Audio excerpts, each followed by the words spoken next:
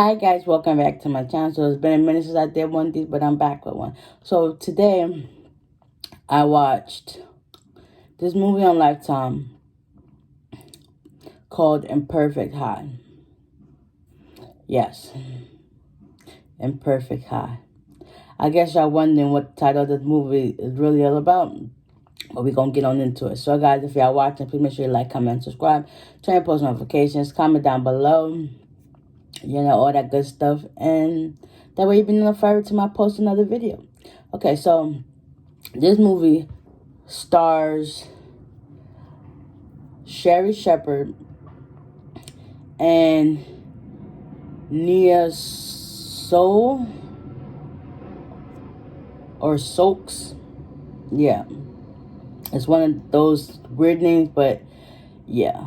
So, okay, so Sherry Shepherd plays the mother, and Nia plays the daughter of Hannah Brooks. So basically, the movie starts off. I believe she's moving from Chicago, or she's in another city moving to Chicago because her mom got a better job. And so apparently this is the sequel to the movie, I believe it's called Perfect High. Yeah. And Hannah, she suffers anxiety, like bad anxiety. But she was fine up until she moved to Chicago. Because at first she wanted to stay back home with her friends and her school and everything. Because now it's like the middle of the school year. She got to readjust to everything. So she's basically the oddball out, the new person in town and stuff like that. And new kid in school. So she gets to Chicago. She didn't like it at first, but she starts adjusting. Her major is art and design and illustration. So basically she's like a comic / graphic novel, a graphic cartoonist, illustrator, whatever the case may be. So she gets put into this high elite art class, and they were offering a award or a scholarship type program to one person in her class. So it was this boy.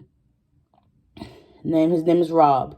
They didn't kick it for the first day of school, so it's like he was hard on her, and like the insults and stuff that he said to her was just like off the chain. But it's like you can tell that he liked her because like he didn't talk to nobody in that school. So basically everybody think he has like a bad rap, but they eventually start talking and they end up being partners, and they have to work on this project. So he ends up getting in trouble the first day there. Like he ends up punching the kid in the hallway because they're saying like he's bad or whatever the case may be. But come to find out, his sister's friend died of a drug overdose. Yeah, so basically he wears his heart on his sleeve, and he's very cautious, and he's like very aware of like anybody that involves drugs. He don't like it. Like he's like a cop in this child's body. Like he on it. He don't want to have nothing to do with you, but he's not gonna judge, and he's gonna let you do you, whatever. So like in the midst of it all, they end up having a fire drill like a couple of days later, or fire drill, or just a drill just to be safe to test out stuff what they would do if it was a real lockdown. So they did one of those drills. And she ended up bumping into this guy named Dylan. Like, from the bat, you can tell, like, something was off with him. But, I digress. Because, some things are too good to be true. So she bumps into Dylan, and they end up going into this class together. Turns out he's a senior. She's a junior. And eventually, they start hanging out more and more. And the group that he hangs out with, they basically all do drugs on the low. Like they take Xanax and Valium and benzocaine, oxycodone, all the pills, you name it, they got it. So, Hannah starts hanging out with them. So it's Dylan, Alice, and I believe the other boy's name is Blake. They all start hanging out together more and more, and then she starts losing her focus on doing her project with Rob. She just starts spiraling down because she now convinced her mom to take her to a doctor so they can prescribe her the Xanax and stuff for her anxiety. You are supposed to use those drugs in moderation, but she was basically taking them drugs every 5 to 10 minutes. Like, ain't nobody anxiety that bad. Like, that's why they have treatment centers, they have therapy sessions, and like ways to get you to, manage it in more calmer state. But kids will be kids. They think their parents don't know any better, and peer pressure as a mother. That definitely showed it. Like, Hannah hangs out with them more each and every day. She starts losing her interest, and her focus on her art starts like getting put on the back burner. So she ended up getting the prescription from the doctor so she can get her drugs, and she's going through a bottle that's supposed to last 30 days in like 10 to 15 days. So then they end up finding a supplier, I guess, that goes to the school to get more drugs like that. Yeah. And then they start spiraling out of control. Every time you turn around, she's popping a pill, popping a pill, popping a pill.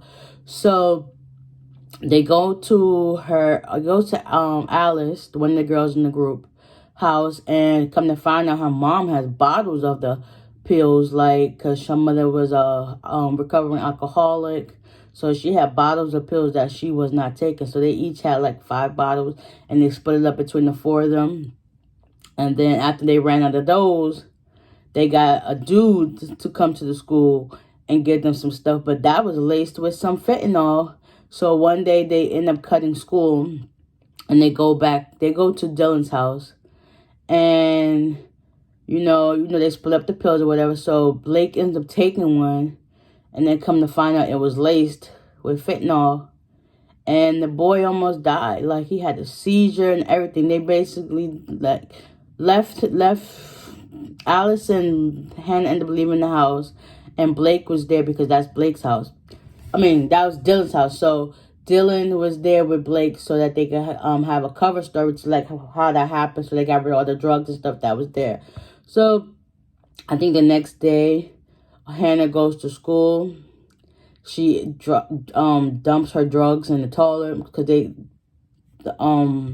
cadaver dogs were there because she thought that was there for the what happened to Blake, but it ended up coming to find out another kid at the school had a gun. So they're doing a little investigating, checking the school or whatever. So she dropped her drugs, so they ended up having to get more drugs.